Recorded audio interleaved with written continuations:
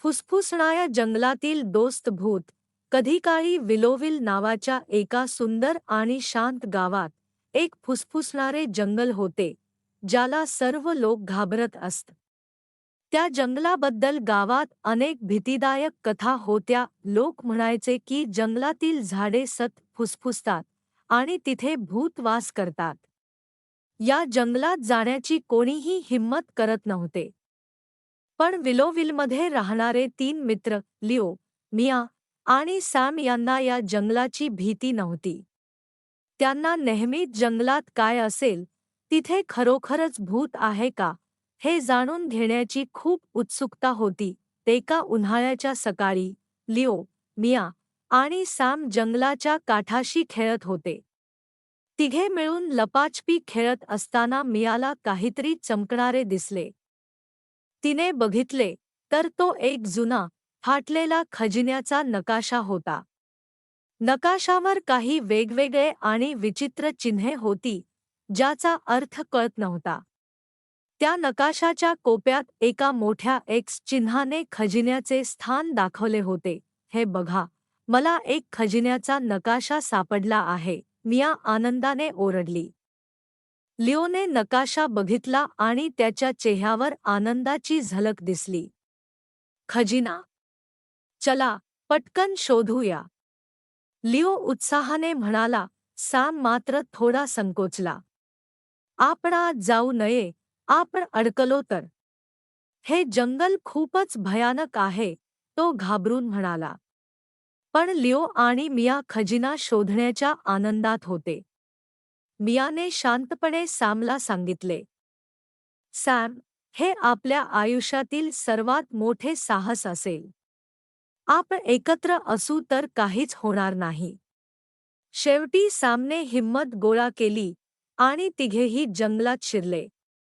जंगलात आत शिरताच झाडांच्या पानांमधून येणारे फुसफुसणारे आवाज त्यांना ऐकू येऊ लागले.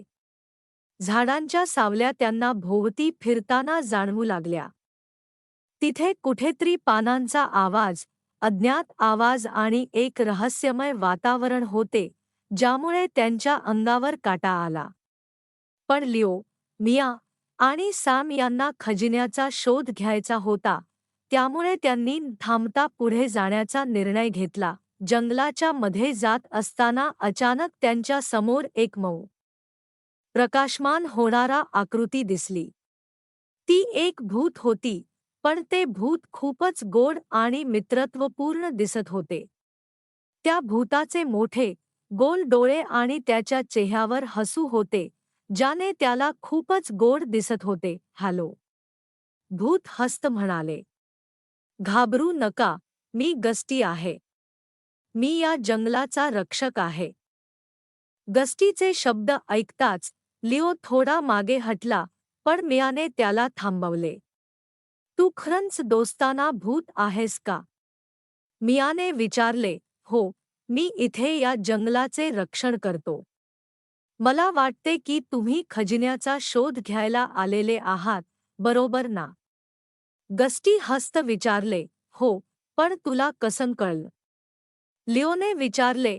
माझं काम इथे येणाऱ्या प्रत्येकाला मदत करणे आहे. पण खजिन्याचा शोध घेण्यासाठी तुम्हाला 3 आव्हानं पार करावी लागतील. तुम्ही तुमची दयाळूपणा, धैर्य आणि शहाणपण सिद्ध करू शकला तरच तुम्हाला खजिना मिळेल, गस्टीने सांगितले. लिओ, मिया आणि सॅम खूपच रोमांचित झाले. त्यांनी हे आव्हान स्वीकारले. गस्टी त्यांना पहिल्या आव्हानाकडे घेऊन गेला. ते एका सुंदर मोकळ्या जागेत पोहोचले, जिथे जुगनू विखुरले होते. तुमचं पहिलं आव्हान आहे हे जुगनू एकत्र करून जंगल उजवायचं, गस्टी म्हणाला. लिओने जोरात धावत जुगनूंना पकडायला सुरुवात केली, पण ते सगळे दूर उडाले. मिया विचारात पडली, आपण जुगनूंना पकडायचं नाही तर त्यांना आकर्षित करायचं. तिने आपल्या हातातल्या कंदिलाचा प्रकाश हळूवारपणे जुगनूंकडे वळवला आणि ते जुगनू एकत्र येऊ लागले. सॅमने त्यांना हलकेच बोलावले, इथे ये, तुमचा प्रकाश खूप सुंदर आहे. हळूहळू सर्व जुगनू एकत्र आले आणि जंगल एक सुंदर सोनेरी प्रकाशात उजळले. खूपच छान. तुम्ही तुमची दयाळूपणा दाखवली. गस्टी आनंदाने म्हणाला. त्यानंतर गस्टी त्यांना दुसऱ्या आव्हानाकडे घेऊन गेला. हे आव्हान धैर्याचे होते. त्यांना एका अस्थिर पुलावरून जायचे होते. तो पूल जुना आणि खूपच अरुंद होता. त्याच्या खाली एक वेगाने वाहणारा प्रवाह होता. हे पूल ओलांडणे तुमचं धैर्य सिद्ध करेल, गस्टीने सांगितले. लिओने पहिला पाऊल ठेवला आणि पूल हलायला लागला. मियाने धीर धरला आणि सावकाश चालायला सुरुवात केली. सॅमने खूप काळजीपूर्वक पुलाच्या दोरांना धरून चालायला सुरुवात केली. पुलाच्या प्रत्येक हालचालीवर ते एकमेकांना आधार देत होते. शेवटी त्यांनी एकमेकांना आधार देत पूल सुरक्षितपणे ओलांडला. धैर्य दाखवल्याबद्दल तुमचं अभिनंदन. गस्टीने त्यांची स्तुती केली आणि पुढच्या आव्हानासाठी त्यांना फुसफुसणाऱ्या झाडाजवळ नेले. हे झाड खूपच प्राचीन होते. त्याच्या खोडावर चमकणारे चिन्ह होते आणि त्यातून सतत काहीतरी फुसफुसणारे आवाज येत होते. हे झाड खूपच भव्य होते आणि त्याच्या फांद्यांवर प्रकाशमान ऋण होते. तुमचे शेवटचं आव्हान आहे हे कोडे सोडवणे, गस्टी म्हणाला.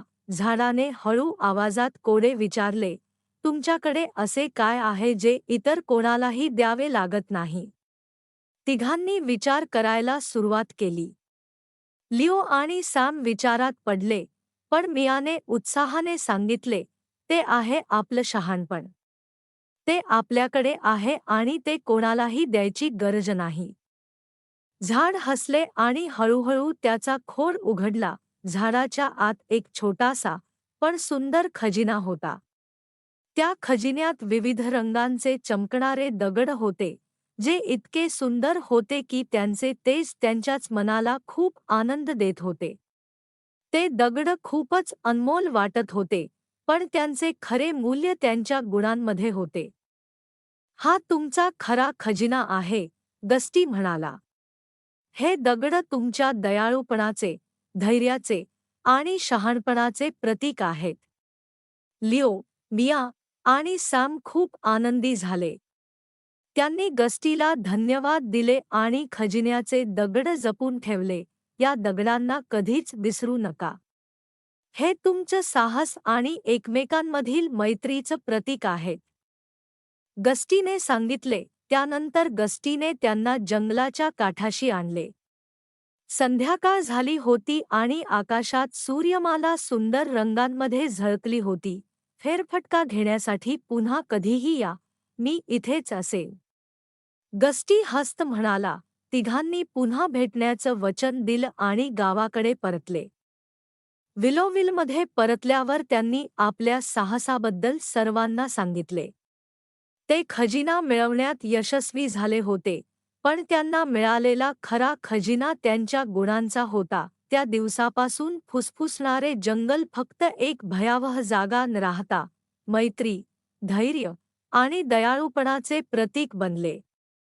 लोक गस्टीला भेटायला जात असता आणि त्यांना खरा खजिना म्हणजे आपल्या गुणांचे मूल्य काय आहे हे शिकायला मिळत असे. लिओ, मिया आणि सॅम यांनी त्यांचे चमकणारे दगड गावाच्या लोकांना दाखवले आणि हे दगड त्यांना नेहमी आठवण करून देत की खरा खजिना सोनेचांदी किंवा रत्न नव्हे तर आपल्या गुणांचा असतो.